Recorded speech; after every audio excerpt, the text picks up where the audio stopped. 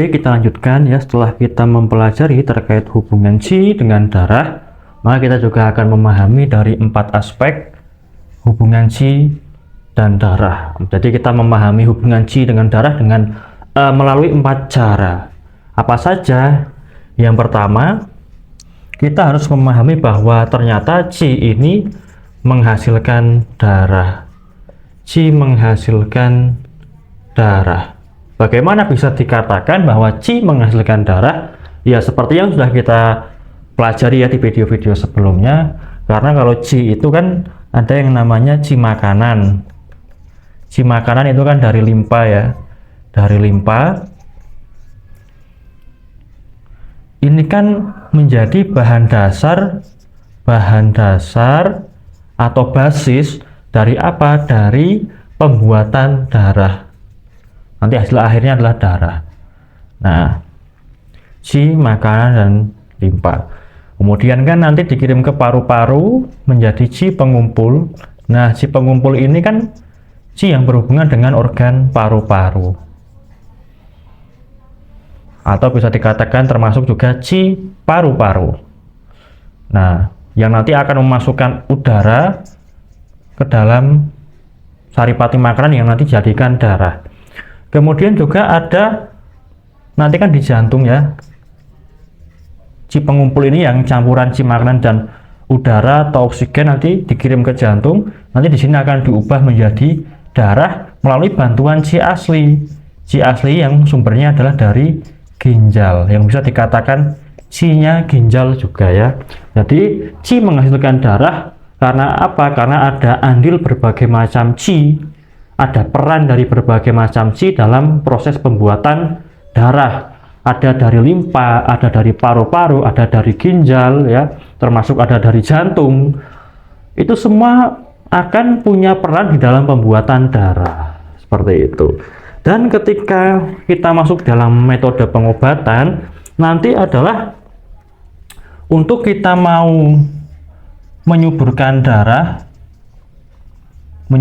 darah, misal adalah pada orang-orang yang kekurangan darah, anemia atau tekanan darahnya rendah ya, hipotensi. Nanti itu harus ditambah juga, tidak cuma pada darah ya, tetapi juga pada qi. Qi-nya juga harus ditambah supaya merangsang berbagai macam qi di dalam tubuh untuk menghasilkan darah lebih produktif lagi, lebih bagus lagi, lebih banyak lagi. Nah, seperti itu arti dari yang pertama, qi menghasilkan darah.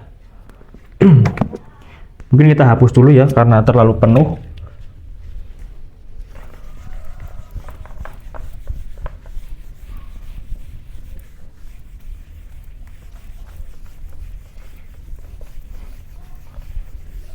Kita akan masuk ke aspek yang kedua ya, cara memahami qi dan darah ya, hubungan qi dan darah. Yang kedua, seperti apa? Yaitu bahwa qi dia itu menggerakkan darah. Qi menggerakkan darah. Nah, maka artinya apa? Bahwa ternyata kalau darah ini tidak digerakkan oleh qi ya, tanpa qi, maka dia akan mengalir dengan lamban. Ya bisa mengalir tapi sangat lamban, sangat apa namanya? Lambat, bisa mengalir tapi lambat sekali. Qi menggerakkan darah, maka qi ini dia akan menjadi yang namanya daya penggerak bagi aliran darah, daya penggerak bagi aliran darah supaya mengalir lancar. Kemudian kita juga tahu ya ada yang namanya qi penggizi. Qi yang tugasnya adalah menyuburkan berbagai macam anggota dan organ di tubuh.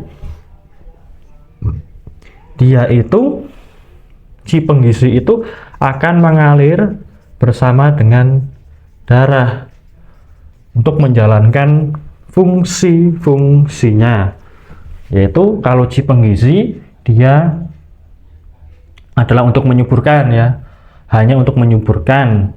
Tapi kalau darah harus menjalankan fungsi menyuburkan dan juga melembabkan. Kalau qi kan tidak bisa melembabkan karena dia tidak cair, dia renggang. Nah, mereka menjalankan fungsinya sendiri-sendiri tapi mengalirnya bersama ya di dalam pembuluh darah. Ya, qi pengisi dan darah di dalam pembuluh darah menjalankan fungsinya yang hampir mirip tetapi ada perbedaan. Kemudian ada juga qi dari organ paru-paru. Qi dari organ paru-paru dia itu memasukkan qi kemana? Ke pembuluh darah. Qi paru-paru memasukkan qi ke pembuluh darah. Untuk apa? Untuk membantu si jantung dalam memompa darah ya, supaya bisa memompanya bisa lebih, alirannya itu lebih lancar lagi, tekanannya lebih kuat sehingga bisa mengalir secara lancar. Nah, seperti itu. Nah, maka bisa kita ringkas bahwa arti dari qi mengendalikan darah ya, aspek yang kedua adalah kalau qi itu dia sebagai daya penggerak supaya aliran darah itu bisa mengalir lancar. Karena kalau darah itu tidak digerakkan oleh qi ya, dia mengalirnya sangat lambat. Kemudian qi penggizi itu mengalir bersama darah di mana? Di pembuluh darah. Kemudian qi paru-paru itu mengirimkan qi, memasukkan qi ke pembuluh darah supaya aliran darah bisa lancar, bisa membantu jantung untuk memompa darah secara lebih ringan lagi, seperti itu.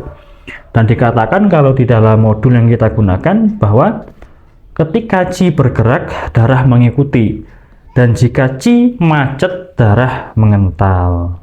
Nah, karena nanti kalau qi-nya kurang ya atau macet ya, dia tidak bisa mendorong darah dan juga akan ikut macet ya, qi-nya itu. Nah, seperti itu. Oke, mungkin 2 dulu. Yang 3 dan 4 kita potong ya, kita lanjutkan di video yang selanjutnya ya, yang 3 dan 4, supaya ada jeda waktu untuk bisa memahami 2 aspek terlebih dahulu. Dan kita lanjutkan pada video yang selanjutnya.